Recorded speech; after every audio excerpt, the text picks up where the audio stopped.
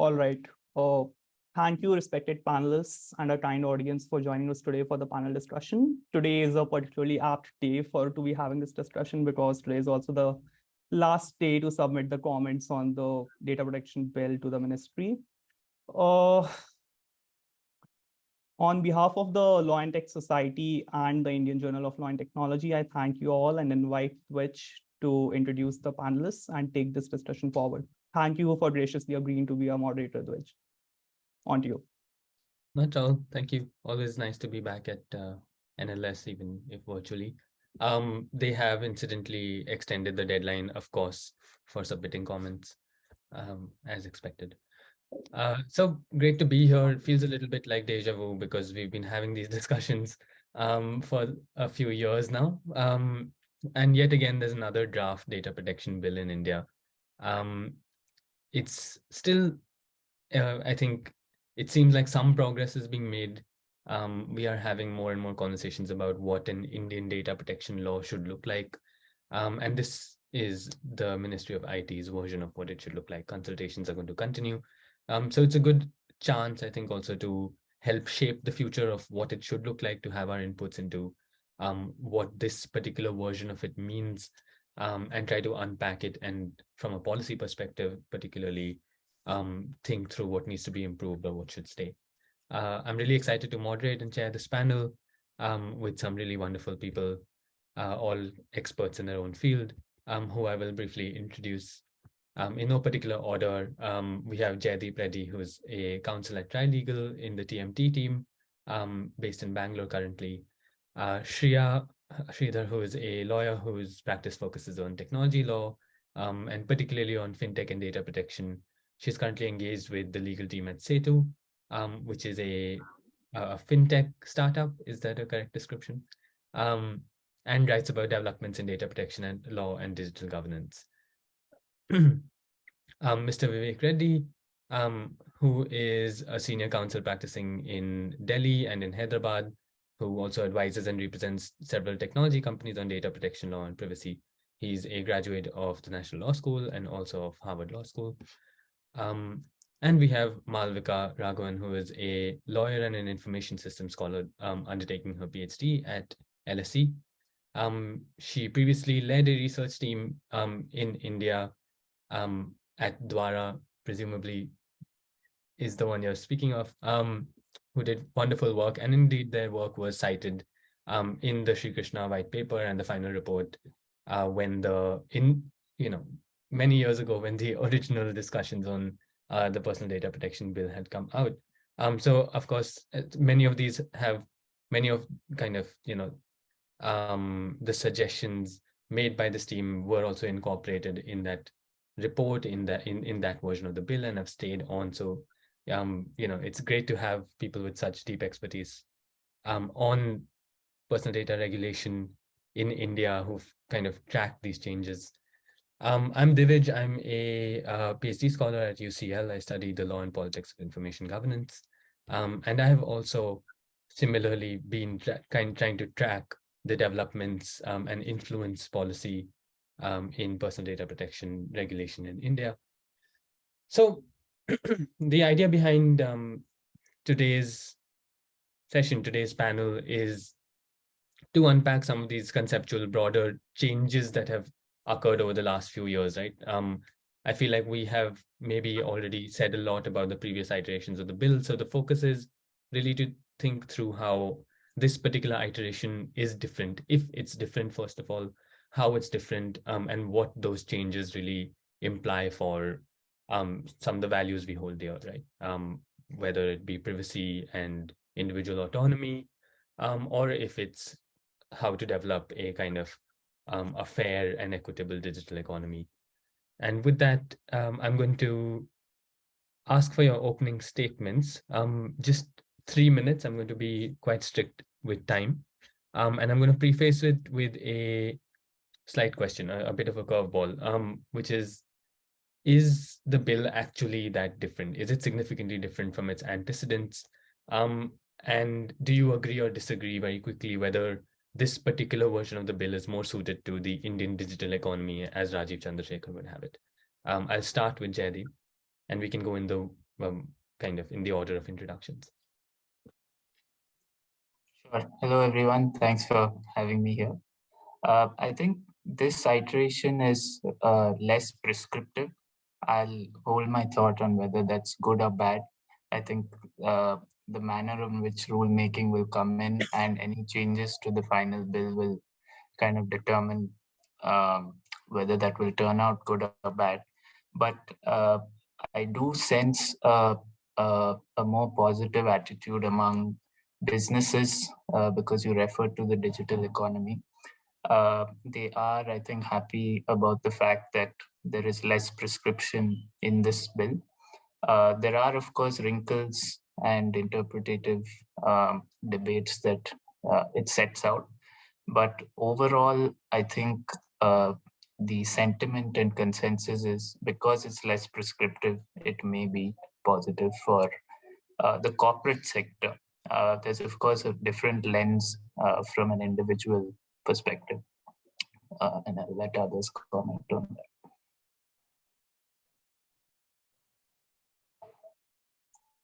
Thanks, Jaideep. Shriya? Thanks, Divij, and thanks to the team at NLS for having me and for organizing this. So I would agree with taking off what Jaideep said on the sentiment among the corporate sector. It is largely considered positive for now, just because it is less prescriptive.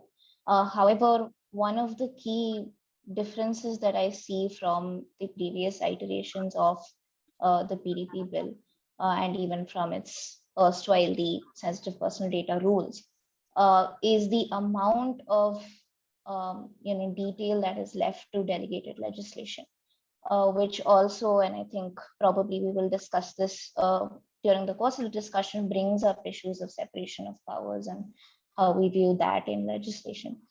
And I think that it will be key to see what kind of notifications come out and how much businesses and individuals and any other stakeholders are going to have to track coming out of this bill. And I think that makes everything from understanding individual rights right up to compliance for corporates a difficulty, just to put it bluntly, when you simply have to track these many developments. I also think there is some lack of conceptual clarity in a fair few places in the bill. And coming from me who works in fintech in a highly regulated industry, there is also some clash between sectoral regulations, and especially with the Reserve Bank of India, who has gone ahead and decided in the absence of a data protection law, we're going to create our own regime over the years. So I'm interested to see how that will play out as well. And I think I'll pass this on to the other panelists. Absolutely. I think, what you both raised in different issues, the one idea of this not being particularly prescriptive, but also it not being clear enough to know what those prescriptions in the future might look like. Definitely something we should go into in as the panel progresses. Vivek? Yeah, hi, good evening. It's always good to be back at National Law School, my alma mater of almost over 2 decades, I think. To respond to your question, Divij, I think this bill is a big deviation from the previous bill, and my co-panelists have already said how it is less prescriptive. I think I know the current narrative is that Sri Krishna Committee is the ideal form of one and everything else was a distraction. I strongly disagree with that. If Sri Krishna Committee bill had come in that form, it would have been a compliance havoc. And like GDPR, there's a lot of debate in GDPR as to whether GDPR has increased privacy or has created more data bureaucrats.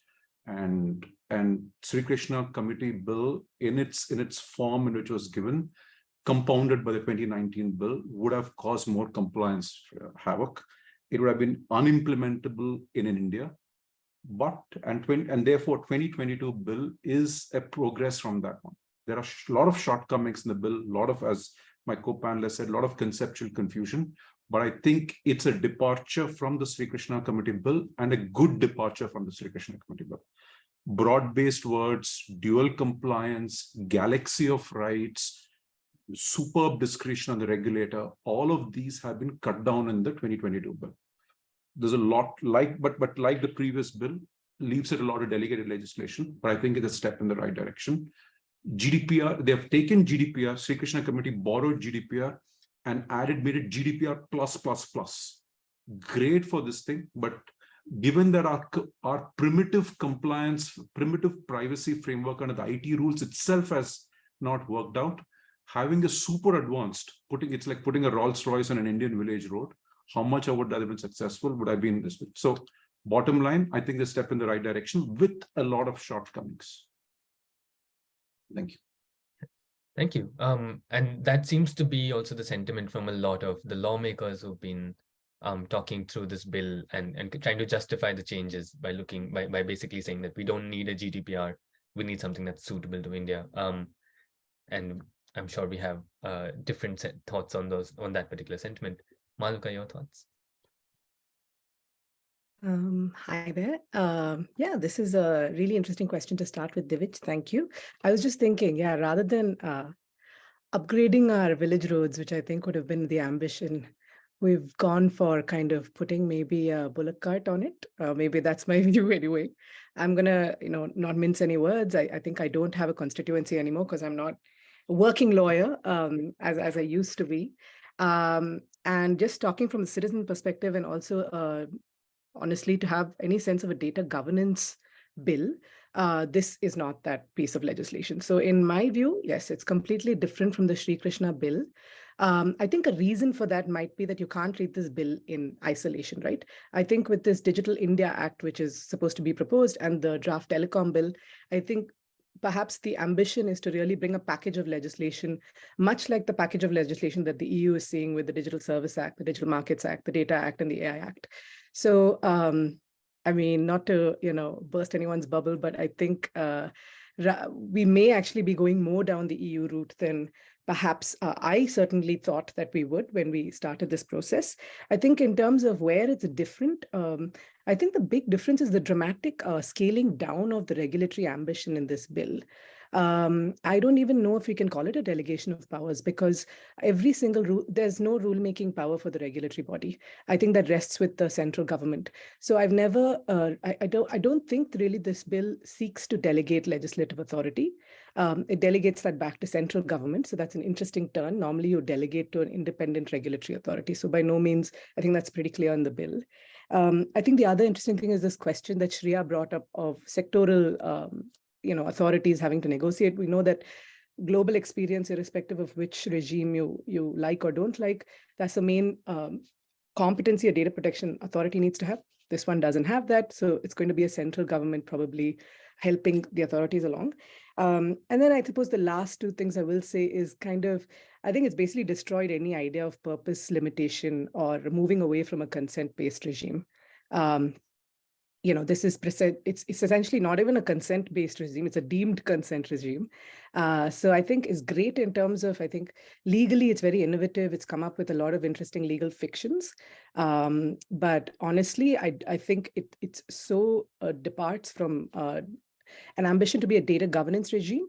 And I think that's reflected in the final thing I'll say is in the recitals to the act. I mean, essentially, it's gone back from the free and fair digital economy and innovation and privacy and all that. It just literally says we need to enable the processing of digital personal data while recognizing some rights, and I'm sure we'll talk about that, rights, the limited rights from the Sri Krishna bill have fallen away.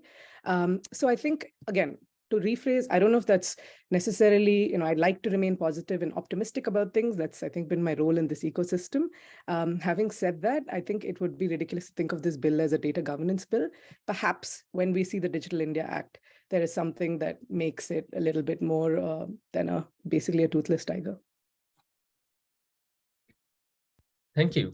And with that, I think we're set up for a very interesting rest of the discussion because clearly there's a fair amount of tension in terms of how different people are perceiving this bill and its impact. I think we can all agree that it's far from perfect for sure, but whether this is a move in the right direction, that's quite hotly contested. I want to go back and kind of draw on something that Malavika talked about. And I want to ask Jaideep actually about the revised scope of this particular piece of legislation within the kind of this new ecosystem of digital governance, this idea of the Digital India Bill or non-personal data governance, the Data Act, and so on. something similar to what the EU has been doing with this digital package. But it seems to me, from my reading, that the scope of this bill has been significantly altered. You no longer have distinctions between sensitive personal data and, personal data. No distinction between non-personal data and personal data. No discussion of anonymization or pseudonymization. All of which kind of had almost distinct regulatory regimes within the earlier frameworks, similar to GDPR, right? So what's your say on this revised scope and the definitions of data within this bill? Sure.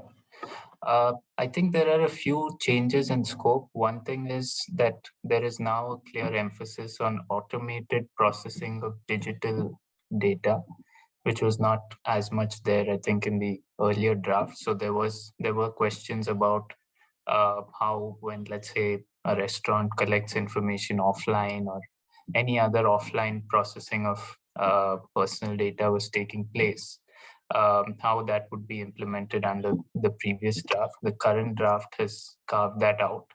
And that will, of course, lead to maybe fertile ground for argument as to whether something is digital or not digital. Because I think there is an effort to clarify that by saying that when offline data is digitized, that's when it comes within the scope of the bill. But I think there will still be some tough debate on what is automated and what is digital, because there will be edge cases that people will argue are not automated processing or not digital processing and are therefore outside this bill. So that's one area of scope debate. Another area of scope debate is extraterritorial applicability to foreign entities.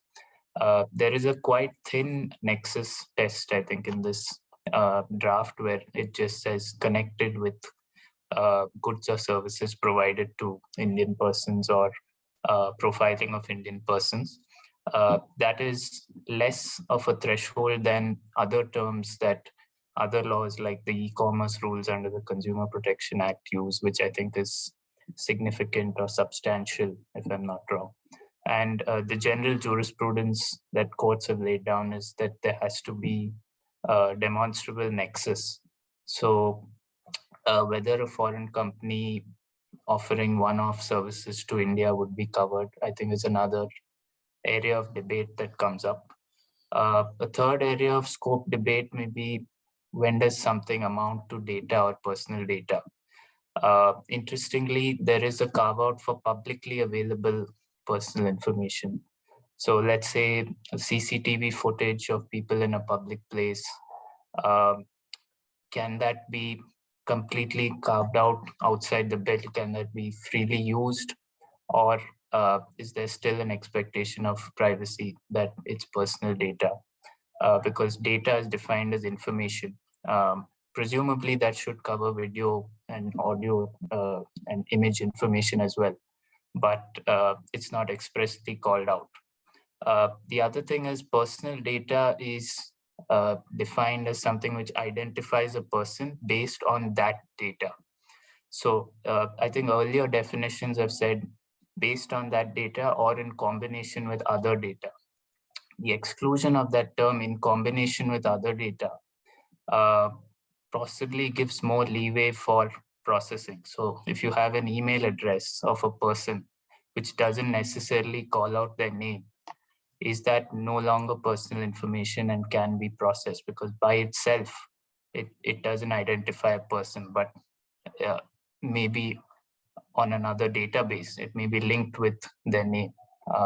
So I think these are the areas of tough debates that the very applicability of the law is going to be debated. And interestingly, there's a provision for appeal to the High Court from the Data Protection Board. So possibly in due course, there will be some High Court jurisprudence which lays down guardrails around these questions. Thanks. And I definitely think that, yeah, given the vagueness in and the kind of broad scope of interpretation, jurisprudence on this would definitely be necessary if it goes forward.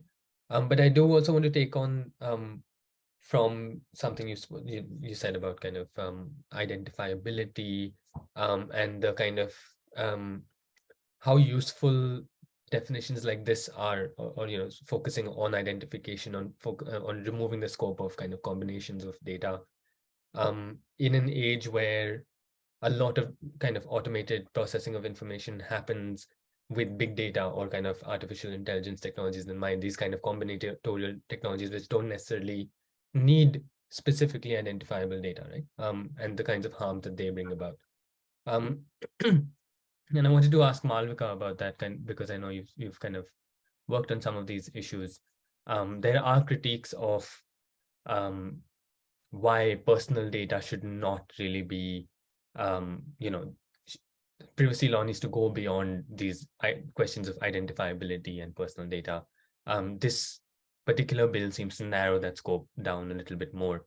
And I wanted to ask, do you think that this kind of is a forward-looking, future-looking kind of bill in terms of the kinds of technologies we see being adopted on particularly on the internet relating to digital data? Yeah, I mean, on the narrow point of definitions, I mean, I think it's kind of maybe one step forward and one step back. So on the step back, I think we've already spoken about how the combinatorial idea of automated data processing is such a fundamental part of modern data processing.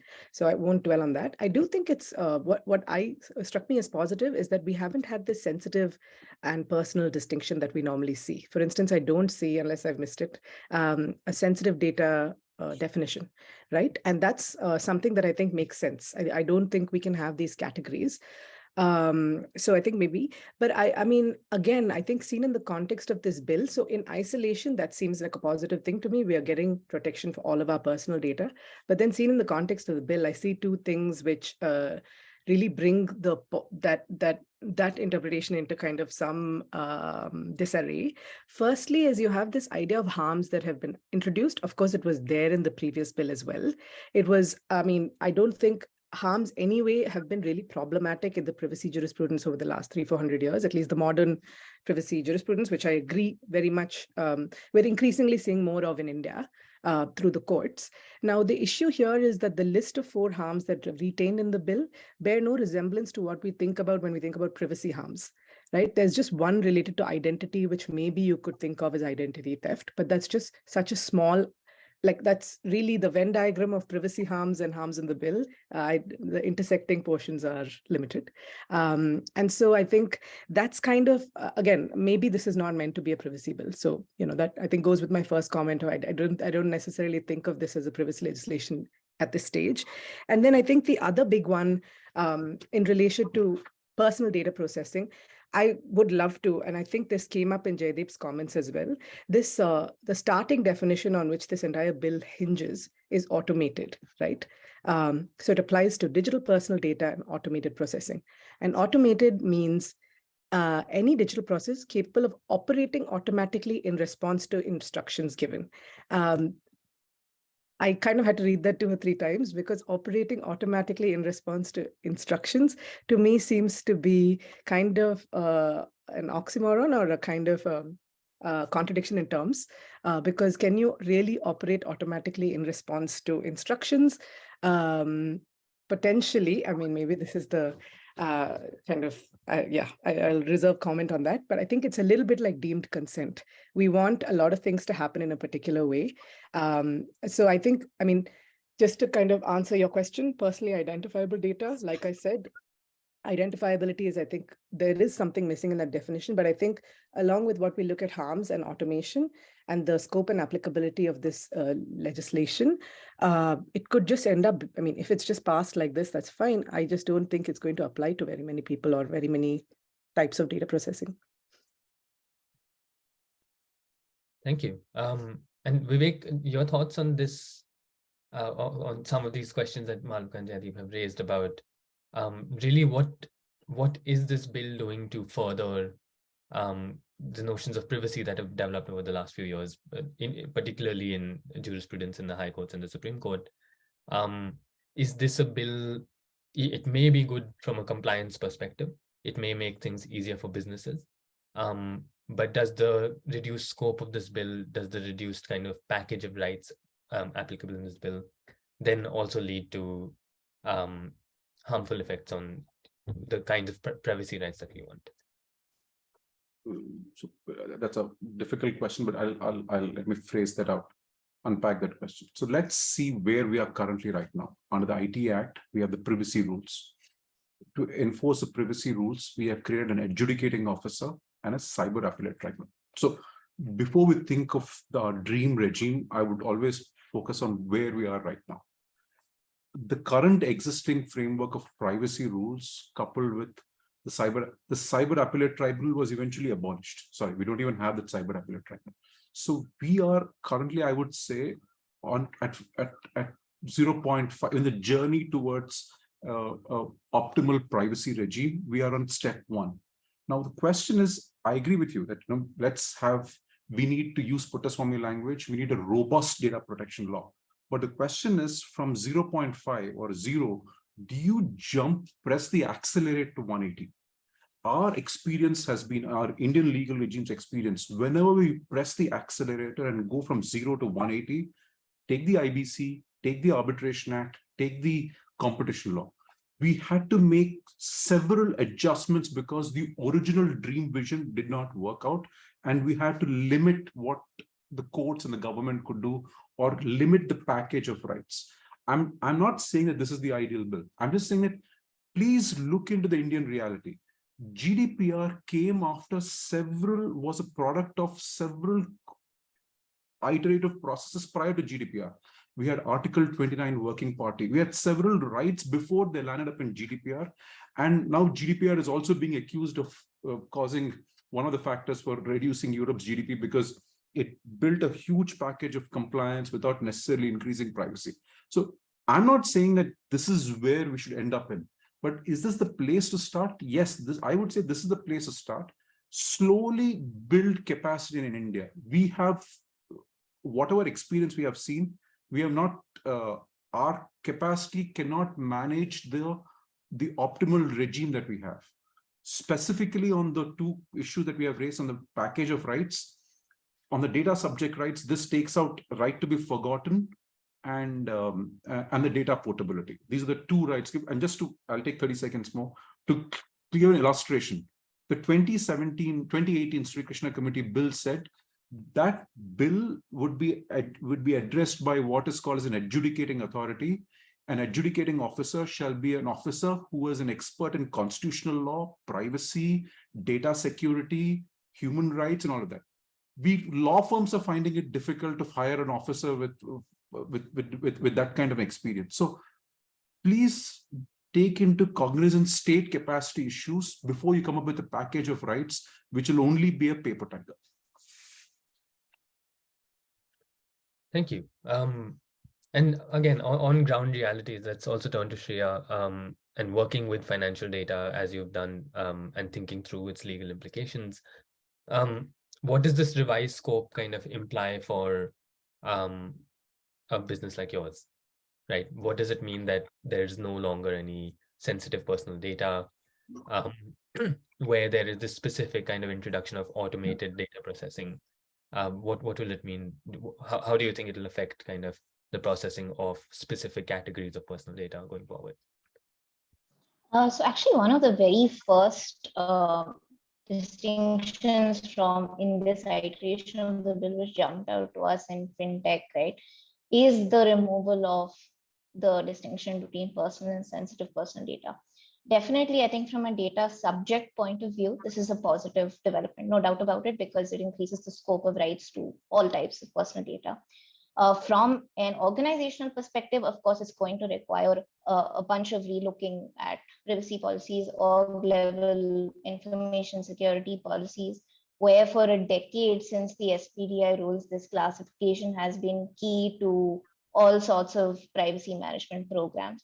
So that is something that is causing a significant bit of confusion, at least in the financial regulatory sector from my experience. Secondly, the big issue or tussle that is caused between this classification is that this is still a category that is very much present in RBI regulations. So if you even take the RBI digital lending guidelines, if you take the outsourcing guidelines, if you look at the technology management guidelines of the RBI, this is still very much a valid classification, and financial information was sensitive personal information. So now how do we go about treating this as a of course, in the rule of interpretation, we do understand that any legislation which deals with a specific subject is going to deal with that subject, and a broader legislation is going to be treated as the baseline. That is a broad understanding.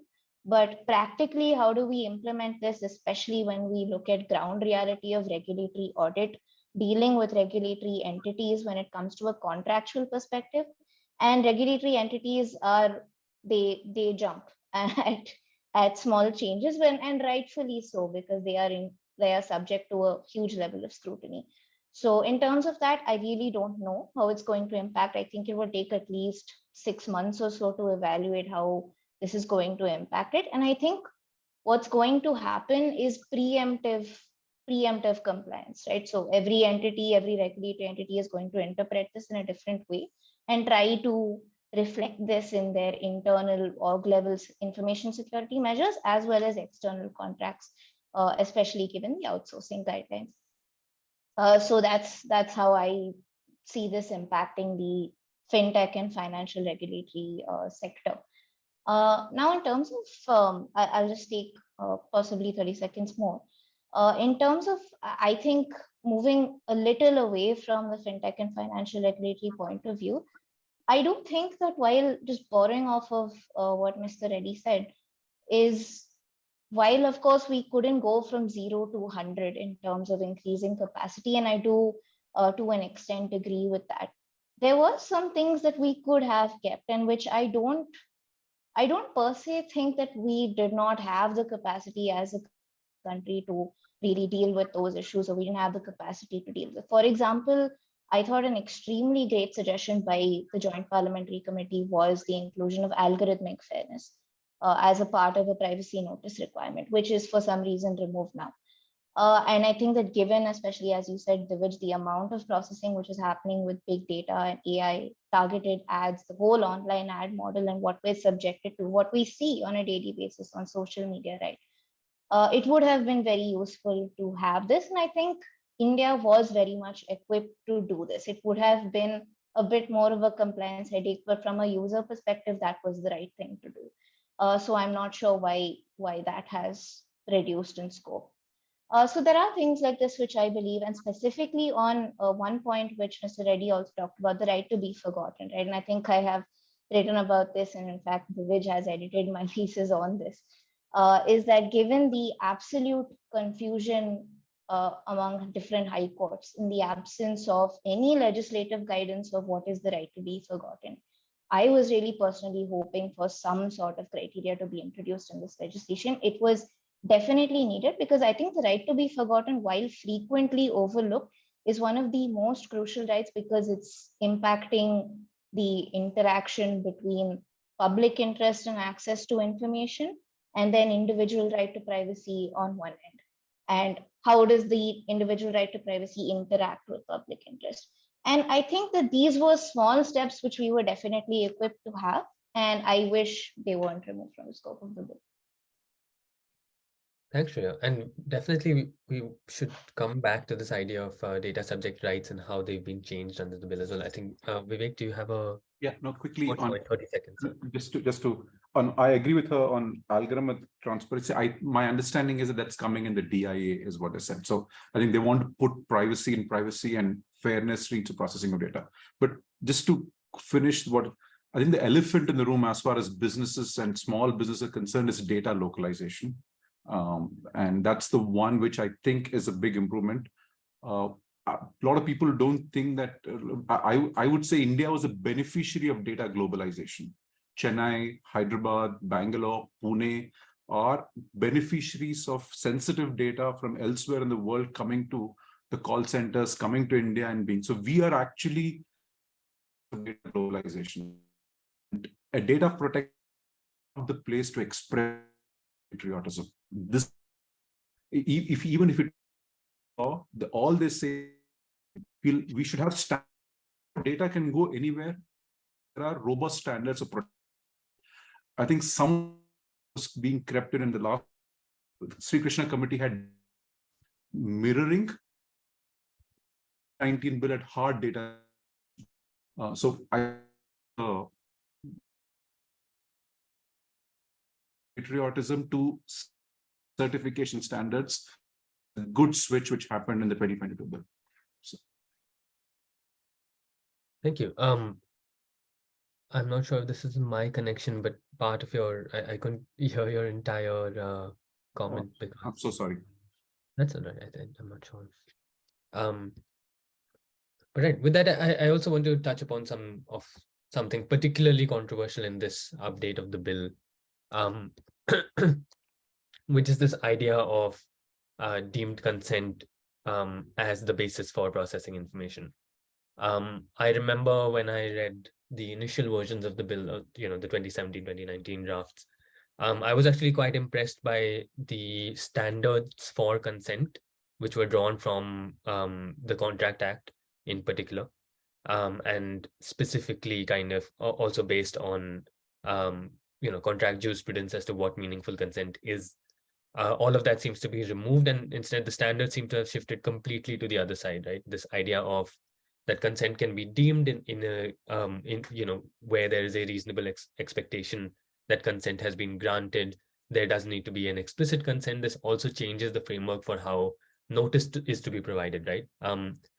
And it's kind of teleologically very difficult to wrap your head around the fact that if you don't have notice of a particular fact, how are you deemed to be providing consent to it? What is this reasonable expectation of privacy or reasonable expectation of circumstances in which privacy in which data consent can be deemed to be provided mean? And I love your thoughts on this particular aspect of deemed consent and the shift that we've had in this particular bill, which seems to be one of the major shifts. Jaideep, I want to ask, where do you think this has come from? Why have we changed it, and what's it going to look like? What does it mean for data subject rights in particular? Sure. And I'd like to draw on some discussions I've had with Rahul Mathan, who's a partner here at Trilegal on this. And where he comes from is that, and I do agree to a fair extent, is that deemed consent may have been better conceptualized as legitimate grounds of processing, as it's better understood in data protection laws abroad. But I do think that the scope and leeway in the deemed consent provisions is quite open-ended, especially the definitions of public interest and some of the things which are left to delegated legislation, where there are yet to be known cases where certain types of processing can be given a free pass, so to speak, under the deemed consent provision. One interesting example is, for instance, public interest. One of the prongs is that preventing false statements of fact.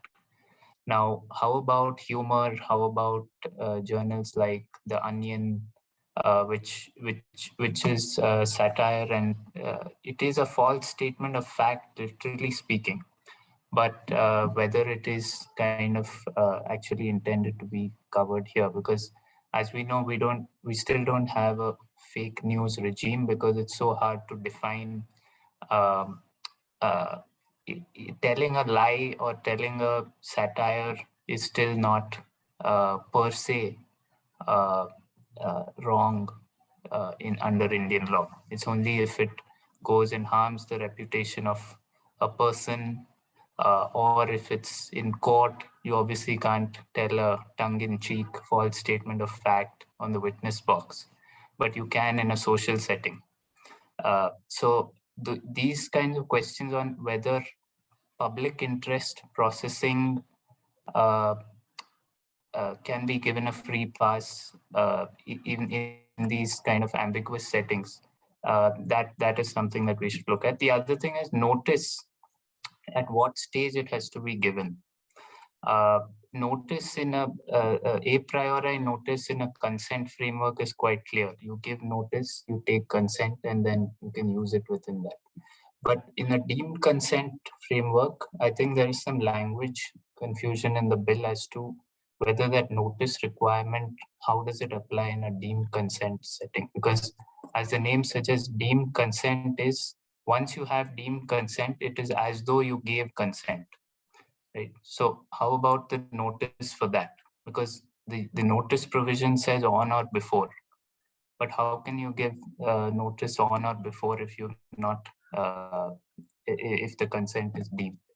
So that's, I think, another area where there is ambiguity. There is a, I think, construction that can be given, that notice can be given after the fact on how you are processing, read with the fact that the data principal has a right to information under this law to call for a summary of processing, etc. So it could be read as an after the fact notice. But yes, I think it's again a balancing act where businesses will be, I think, fairly pleased with the level of leeway at processing under deemed consent, and civil society will have a bone to pick on that. And I think that's going to be a tussle on that. Absolutely. And to follow up a little bit on both on this idea of deemed consent, but also on broader exemptions from processing under Section 17, particularly. So one of the things under the deemed consent framework, for example, is this idea to just that the central government can, prescribe any of these exemptions or prescribe what deemed exemption for public interest would look like. It also basically exempts processing for law enforcement purposes, processing for intelligence purposes, which we know comes under kind of the security and sovereignty of the state exemptions. Earlier iterations of this bill had, to some extent, tried to look at processing by the government and to try to create this kind of broader privacy framework by ensuring data protection against government processing in some ways as well. This seems to have completely neglected that. For example, I remember the 2017 draft bill using necessary and proportionate language when speaking of the state's obligations in respect of data processing. So Vivek and Malavika, I'd love to hear your thoughts on the leeway that the government has given itself in drafting this bill and the kinds of exclusions that it has for government processing in particular. Vivek, can start with you. No, I would say, if I were to call out, that's, I would say, the biggest downside of this in terms of, I would agree with the Sri Krishna committee. At least it set up a framework. I would say very idealistic framework, but a framework nonetheless. They said if any data processing has to be done by the government, it has to be pursuant to law, it has to be proportionate and with necessary guardrails. When I read that, I thought there's no way any government would accept that, and it played out in that manner. So the blanket power given completely state processing of data is completely out of this regime. I would say that's the biggest downside of this. I don't see that coming back in. I don't see, I think, and that's a matter which I think the court will have to iron itself out.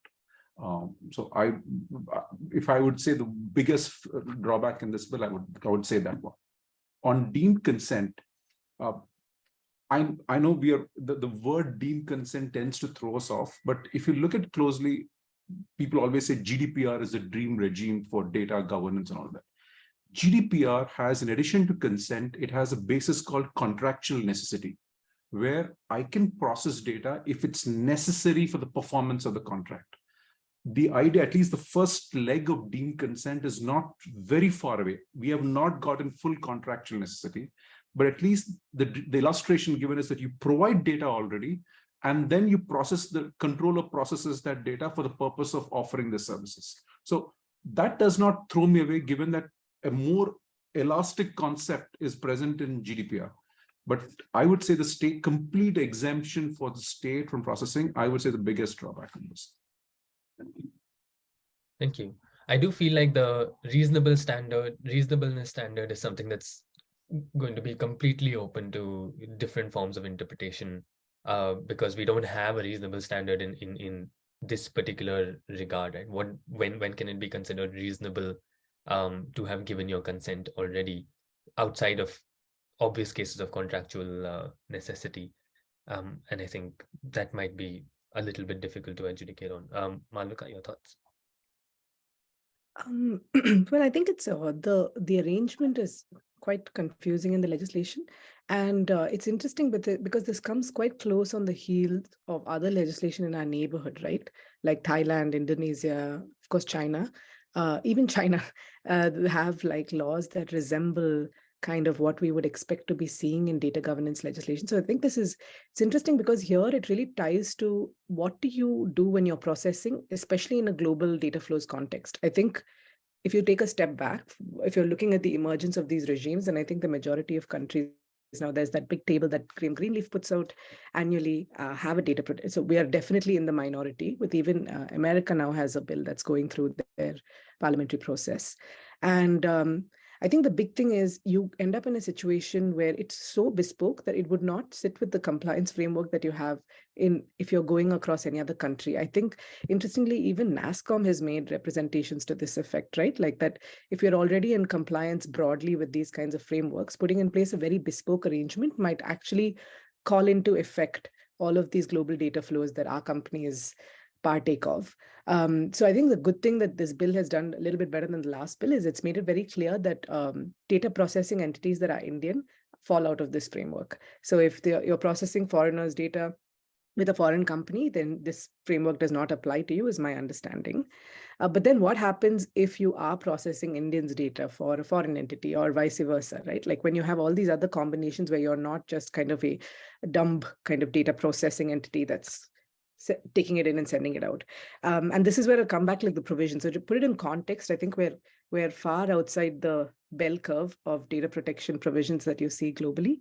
I think this deemed consent provision is interesting because of all the different subclauses that you have in Section 8, what will be Section 8, because the public interest clause is then read with the definition of public interest, which itself has like 6-8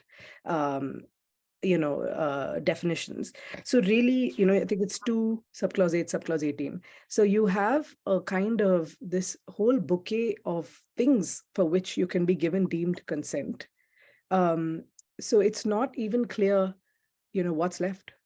So, I mean, to come back to my initial comment, it wasn't just, kind of a uninformed opinion. I really do wonder why you would need to, apart from, having kind of paper pushing, why, it's very easy to argue that you have deemed consent for processing.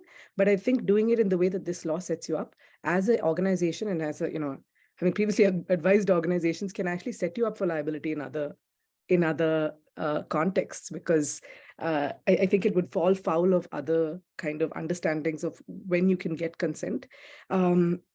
I think actually I wanted to actually call attention. I didn't mean to do like a very close dive, but there's a 8 subclause 9, I think, which I thought was particularly an interesting, kind of, I don't know, what do you call it, audacious, where it talks about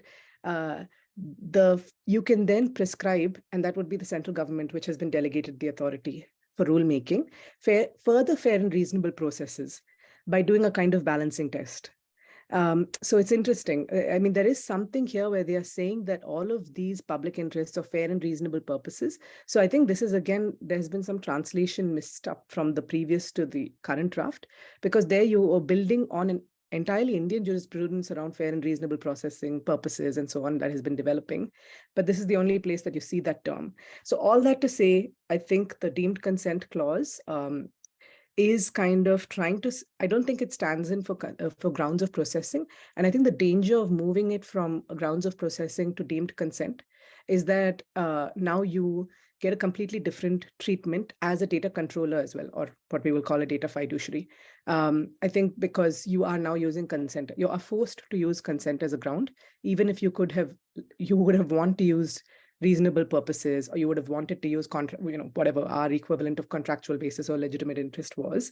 I think the other quick thing I did want to say was also there's other obligations that are watered down. I mean, I know here we're talking about consent, but it's interesting because, for instance, I see that the data quality obligations are significantly watered down to reasonable efforts, right, as opposed to what is necessary. And these are not really kind of very innovative or new types of obligations, like they've existed since the 70s. And I think most modern organizations that do digital processing are very aware of how to do the data structuring and the database management within their organizations. So, I mean, I think all of this to say, like, I think the obligations on the entities have, I almost feel like, it's that dangerous thing where you ask for a discount and you were given it for free. And now you're wondering what's wrong with the the thing that you bought. I'm sorry, I feel like humor is the only crutch that we have, especially. I'm glad that there are so many students here, because I feel like we've seen this film before, in that this is maybe the 7th iteration of a data protection bill for India, right? When did we start? 2010, I think, is where the first approach paper, which I think Rahul Mathan, as many of us know, was involved with. And then we've had those 3 bills. Now we've had another 3 bills, and now we arrive at this kind of legislation. I think the last thing I wanted to say, I mean, I wonder if we're going to have a discussion on regulatory structure, because I think a lot of this is really the rubber hits the road, because, ultimately, does it matter? Like, we don't have enforcement now. We may not have enforcement in the future. So really nothing much changes in India, right? That's the more things change, the more they remain the same.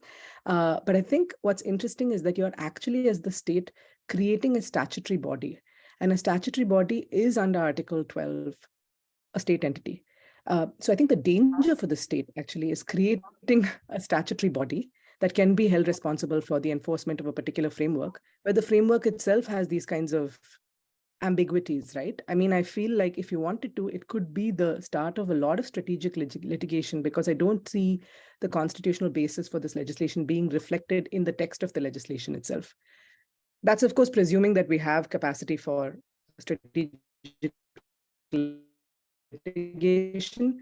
I'm not sure that, in our context, we actually have the funds or the political will for strategic litigation to support individual rights in India. But I think that is just that is a separate discussion. But I think all this is consequential and all this matters because there is, at least notionally, some kind of a regulator being. Absolutely. And regulatory structures, in fact, what I thought we'd end the discussion on. But before that, I also I wanted to turn to Shreya and have your thoughts on, does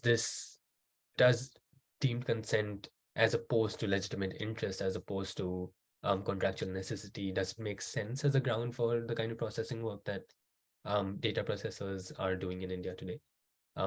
Is it easier to navigate in some sense? So the simple answer to that I would say is no.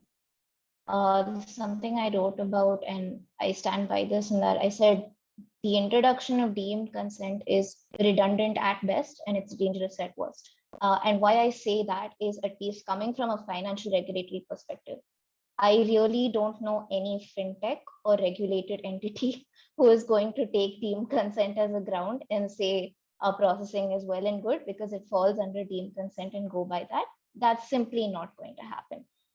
Just because we also have our parallel regulators like the RBI and SEBI, who in the absence of a data protection law have gone ahead and created one of their own, realizing the specific need for it in that sector. So that's absolutely not going to happen, which is why I say it's redundant at best. Because for us in this sector, it really doesn't matter. We're not going to use it as a ground.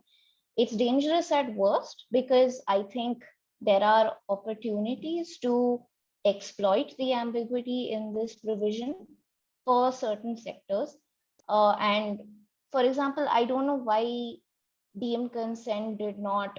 A logical thing for me would be, even if you were to keep deemed consent as a ground, right, you should have excluded it in situations for like processing of children's data, for example. So I think that there is a lot of avenue for exploitation here, especially in less regulated sectors than financial regulatory. Let's take something like edtech, or let's take something like gaming, to go ahead and try to bring a lot of processing under these grounds, especially that residuary ground under Section 8, subsection 9, as Malavika pointed out. So I do think there's a tussle here of why it's redundant at best and it's dangerous at worst, which brings me back to my simple answer of no. I don't think this is making anything easier to navigate. If anything, it's bringing a lot more confusion into the mix. And also I think it puts us behind the rest of the world in some progressive jurisdictions like who are trying to deal with more nuanced issues. Let's talk about the issue of dark patterns, right? The entire way that a dark pattern functions is to exploit the loophole in a consent-based framework and say that user X Sriya consented to this. And it's not my problem that she didn't know what she was consenting to or what kind of dark pattern is manipulating her. So I think that this provision makes it all the more easy for such kind of patterns and UI UX related manipulations to proliferate. Absolutely. And I think, yeah, that's a really great point about, we're drawing still from these ideas of personal data, identifiability, of notice and consent-based frameworks, which are already kind of seemingly outdated, right? And so the extent to which this is actually going to be beneficial is going to be a forward-looking law for the Indian digital economy is a bit circumspect. So last question to everybody, and I'd like to take maybe 2 minutes to think about what the future of enforcement of this particular bill is going to look like. Drawing from what Malavika already mentioned, the regulator in this particular draft has been set up very differently from previous iterations, right? There were calls for greater independence even in the last bill for how a data protection authority should be set up and who should be on the board, how it should be structured in order to basically ensure that regulatory capacity exists. In my opinion, I feel like a lot of that hasn't been solved or resolved in this iteration. But I'd like to go to the panelists and ask them for their very quick opinions on what this particular regulatory structure means for the enforcement of rights. There are also, just to kind of add on to that, there's a lack of things like audit frameworks or DPIAs in this particular bill, which also means that it seems like that would make it more difficult for enforcement from a single regulatory authority. Let's start with Jaideep. Sure. I think as far as some of the things like DPIA and DPO, the data protection officer, are concerned, there's a distinction between significant data fiduciaries and others. So for the significant entities, they'll have a greater burden of compliance. The other point of note is the Data Protection Board, I think now is a more reactive agency compared to the previous iteration. So it's going to be based on complaints and references by the government, largely speaking. So it's going to be a quasi-judicial body, it would appear, where appeals from its decisions lie to the High Court. To that extent, you can contrast it with, let's say, the Consumer Protection Regulatory Authority, which I think has more suo motu powers. So possibly it is also a method of preventing a deluge on that agency in the sense of, if it had full suo motu powers, going and examining, the burden is cast on it to go and examine millions of companies' compliances. Whereas in this case, it is, I think, relying on if people feel they are harmed, they can bring a case before the board, which will then adjudicate it. So I think to that extent, it's a reactive mechanism. Again, I don't have a normative conclusion yet on whether that will necessarily turn out good or bad. It's just a difference to note. And the other thing is, it seems to be geared at being a digital body. So possibly there will be submissions, filings, and hearings in a digital manner. So that's, I think that's something that a lot of people have been hoping for to have in different tribunals. Like the organization Daksh has been, I think, proposing that for the GST tribunal. So if that takes off, that would be, I think, a sandbox for other adjudicatory bodies.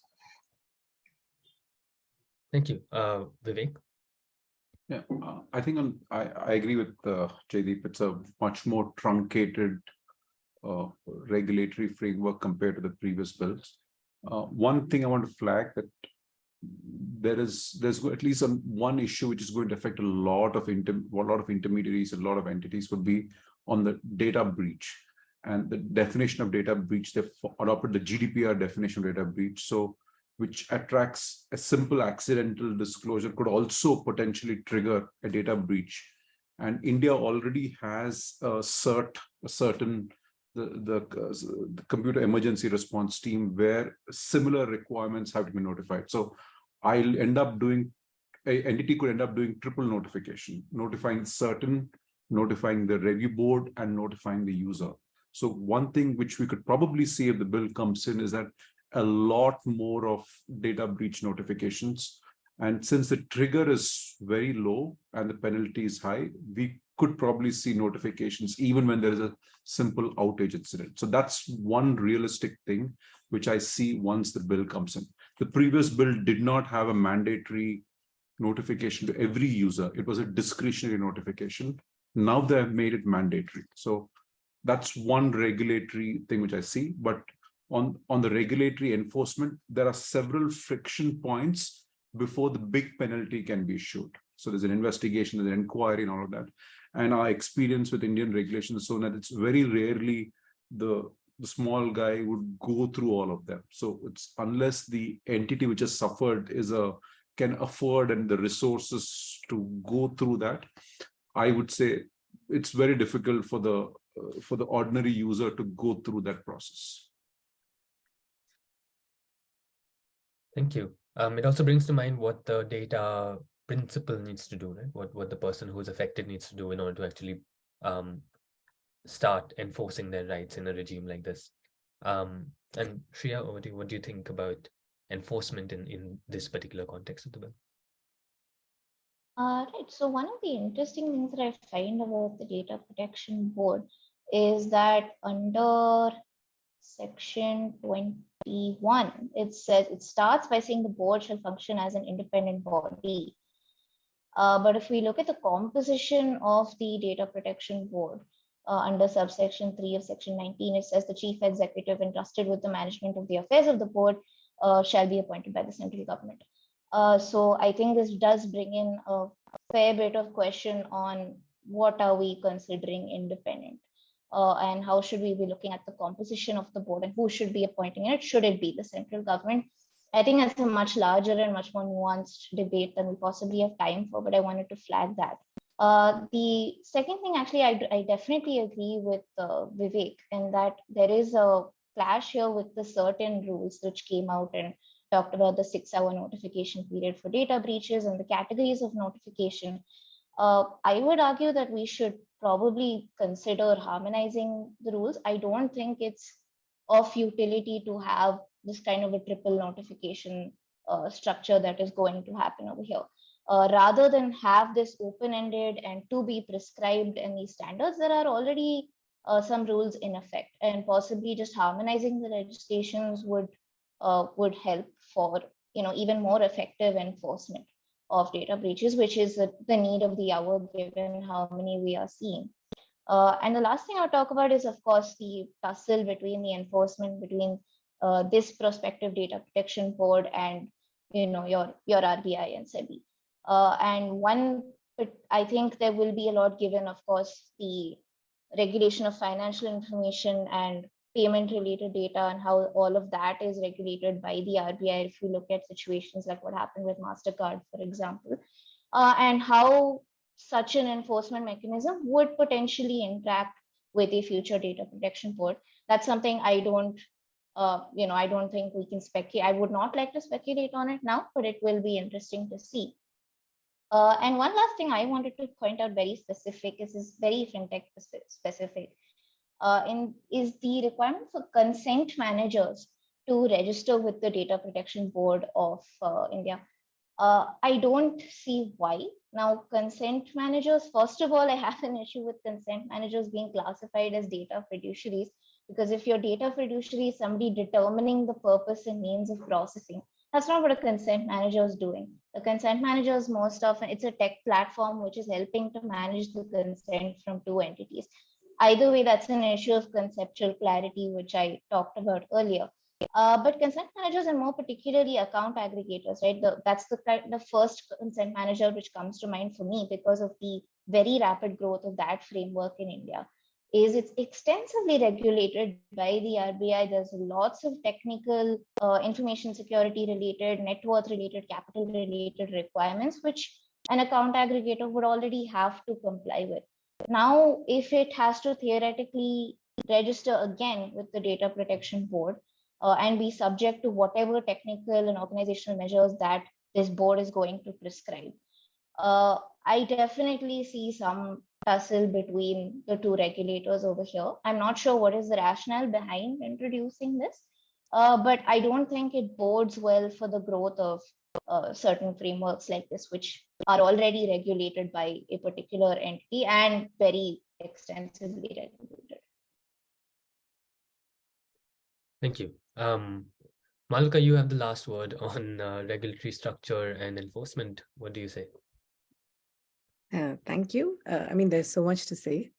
So I think, I'm not allowed to take up too much time because we do want to leave time for questions.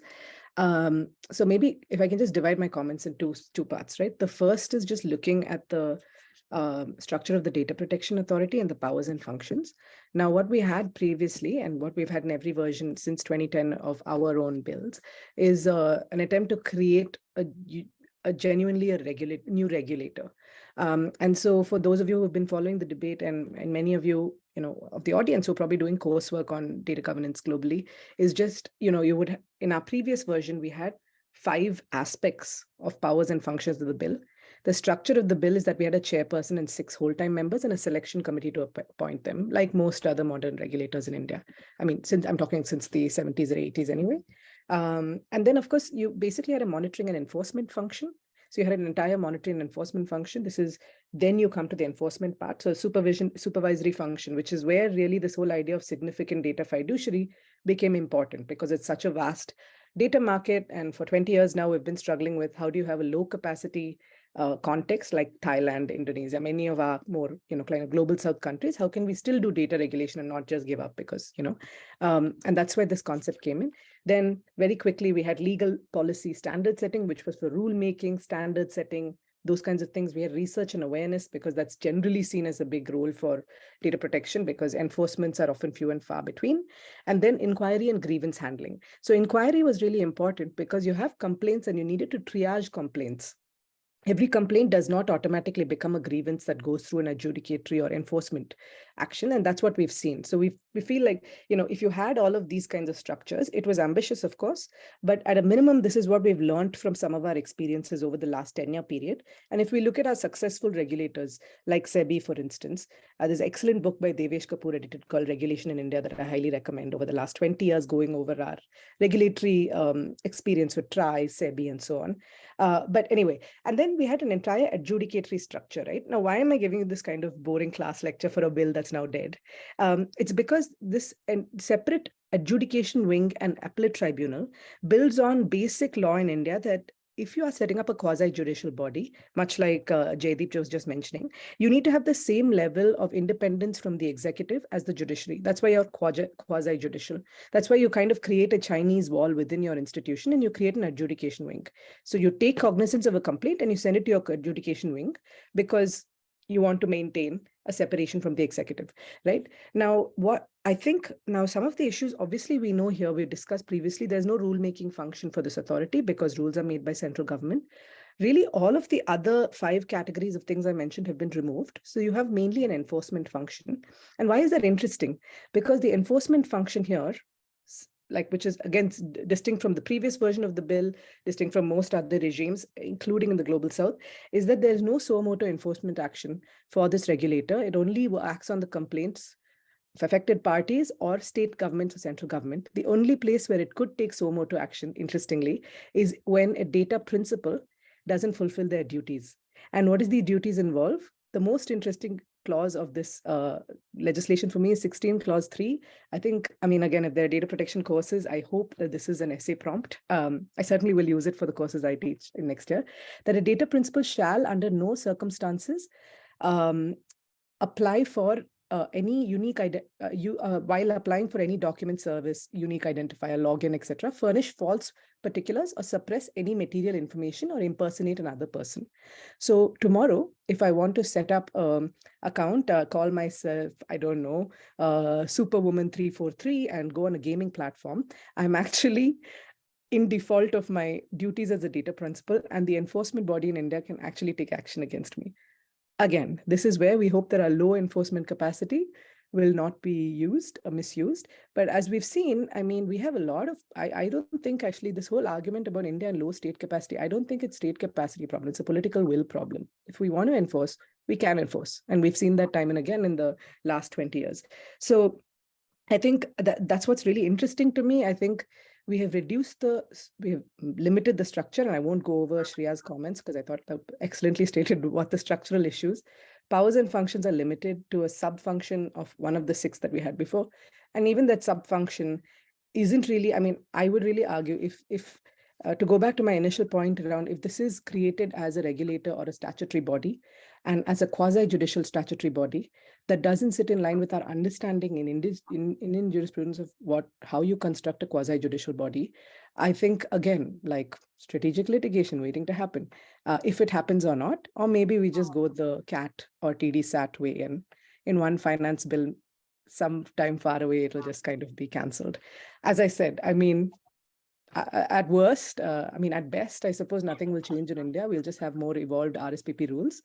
At worst, we could be targeting data principals who maybe want to preserve anonymity for reasons that they feel they will be persecuted for various of the constitutional protections we're supposed to receive. Thanks.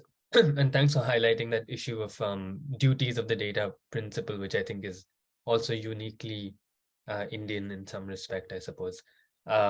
We didn't have time to cover it, but I also want to leave some time for the attendees to ask questions. So this is a good time if you want to go to the Q&A panel and just type out your questions. I'm reading through them, and we'll have to pick and choose because there's already quite a few questions. One I think that we should answer is a question from Suresh, which talks about processing data outside India, right? Cross-border data transfers and this idea of localization, which has been severely, it seems to have been diluted in a sense. My reading of it is that it basically requires the board to make adequacy decisions for each country. And the default currently is that there's no cross-border data transfer allowed. Should we be celebrating this? Is it a progressive way forward for this bill? And I would say maybe one of the panelists should answer just for time. If you want to raise your hands, I can see you if anyone particularly wants to answer this. So does this bill make a progressive update for cross-border data transfers and localization? Let me take that. So I think that was where my voice was going there. I would think, as I said, that it's a very ironic statement. Data is more secure if it's outside India.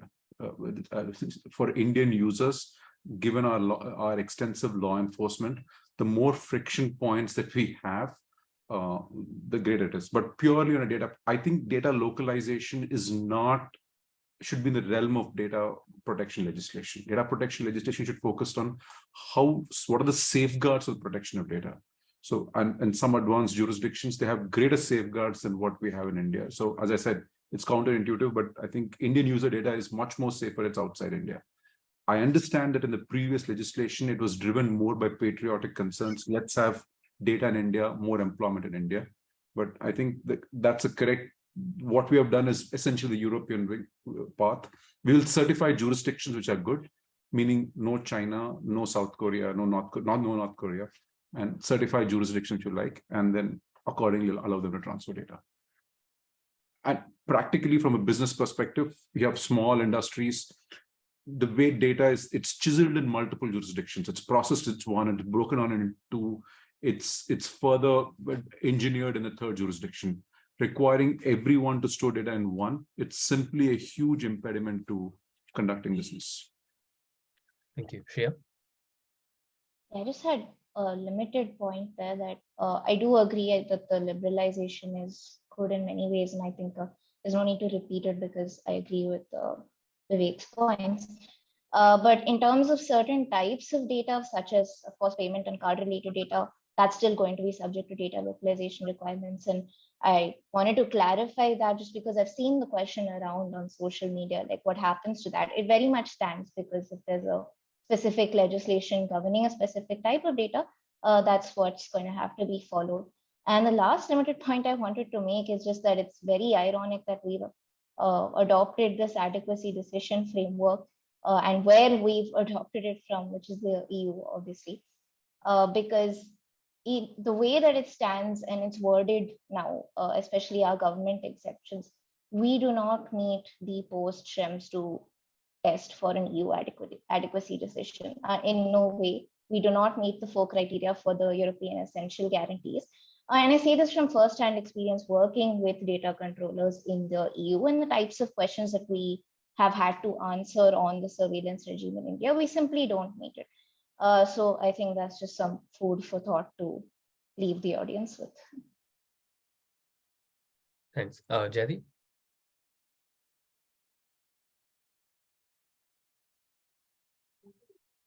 Jaideep? I think he's frozen. Okay, we'll come back. Oh, sorry, your voice is breaking up for me. I think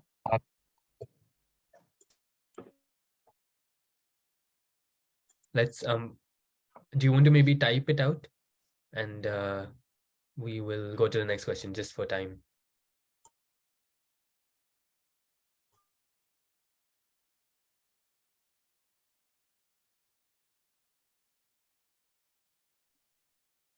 Divij, you're muted. Sorry about that. So Akshat has a question, which is something we briefly touched upon, which is about government processing of information. In particular, in the law enforcement context, he points to the Criminal Identification Procedure Bill, which allows the NCRB to hold data and process data, which of course is biometric data, what we would consider sensitive personal information. From my reading, again, this bill has like incredibly broad exemptions for law enforcement processing or public interest processing. Is there anything that redeems or brings in any kind of structural safeguards into this kind of processing for government interests? Again, anyone can raise their hand to answer this. Yeah, Malavika. I mean, I think the good thing about the exemption provisions is that they are as broad, if not broader, than Section 35 of the previous bill. So I think a lot has been written and said about how you would need to fix Section 35. So I think, as I was saying, the good thing is that a lot of that thinking can be directly applied here, right? So if you wanted to fulfill some of the requirements for lawful processing of government data using the Puttaswamy test, you could do something like they have tried in many other countries, where you kind of have some authority within government, even in national security contexts, which undertakes the balancing test. So because essentially what's missing here is the necessity and proportionality has not been argued. And therefore, I think that whole clause 18 is subject to a constitutional challenge again, presuming we have the capacity, et cetera, that because it doesn't fit with the understanding of what you're supposed to do when you use personal data in India to ensure that it's necessary, proportionate, lawful, et cetera. So yeah, I think the simple answer is that we could just set up a body that would undertake balancing even in those contexts. And with the outside of those, and I think that would have to be narrowly defined. And again, I think several cases since Puttaswamy have also somewhere kind of given orbiter on this about how you narrowly define different types of categories of personal data use and apply it. And as I said, I don't think it needs a lot of, you just need one single decision on it. And then it's a question of actually having some existing or somebody on the hook for that. I can't imagine that it changes. So on the specific question of this NCRB, for instance, I think they all stand under a carve out. And so if they received that carve out, unless they have, they have some, I think it'll be a question of amending that legislation and saying in that case, can we put some safeguards in place? But again, as I said, I don't think that would fall within this exemption. So I hope that helps answer both those questions.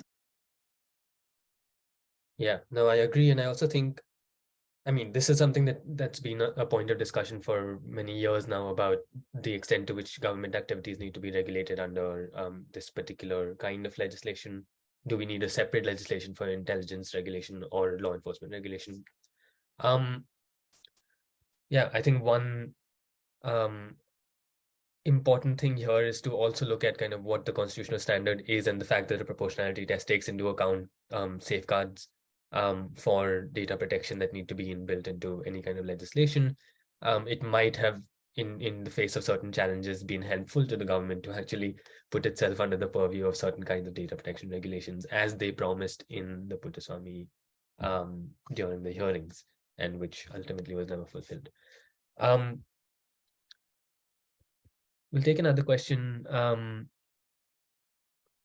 There's a question about, and maybe I guess Shreya would be well positioned to answer this, about how this might affect this digital public goods ecosystem that's being built up by by different entities who are required to share personal information between them. And so Vikas asks whether this is going to affect the value offering of ecosystems like the ONDC or account aggregators, which you kind of briefly spoke about already. And so how would this affect this new kind of fintech infrastructure that India is trying to build? Yeah, that's a great question. And, firstly, I mean, I would like to disclaim it by saying that all of these ecosystems, including the ONDC and account aggregator, are so nascent that even the participants in the ecosystem and the regulators really aren't fully, aware of the contours of it and how it is to be regulated and what it can do. So everything is still in a very nascent stage. And also AA in particular is just down to purely technical difficulties and server related difficulties. It's difficult to get it off the ground.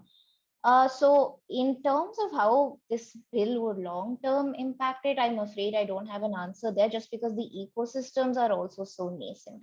However, what I do see I don't think it per se, it's, as I said before, right? I don't think if all entities, and this is something I've said on other forums as well, if any entity has already implemented a halfway decent privacy program, or even more than halfway decent, and gone ahead and become ISO or SOC 2 compliant, you're already pretty much compliant with this bill.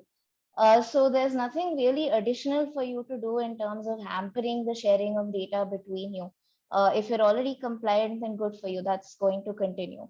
But of course, as I said before, and I will reiterate it, I do see the friction that will happen between different types of regulators, particularly the RBI. I think ONDC isn't particularly regulated as such by anybody. It just has certain ONDC network guidelines. They do not have the force of law. They're just like certain technical compliances you need to implement to be part of the ONDC. For account aggregator, you need to very strictly comply with the RBI's, they call it the REBIT standards, which are the technical standards for data sharing. So given that there are very specific standards specific to each ecosystem, I don't think this bill per se is going to really either hamper or improve that. But of course, I will reserve that judgment until future standards are as maybe prescribed as this bill says in many places. Thank you. And our final question, I think, very quickly, from Rhythm, which is something I was also wondering about incidentally, is that although there are penalties prescribed under this bill, there is no specific provision for compensation as far as I'm aware. And in fact, the compensation scheme under 43A is also going to be scrapped. So where does this leave aggrieved people? Does penalty automatically imply that aggrieved persons are going to be compensated in some way? What is the redress for harm suffered apart from injunctions and penalties on entities? Does anyone want to answer that?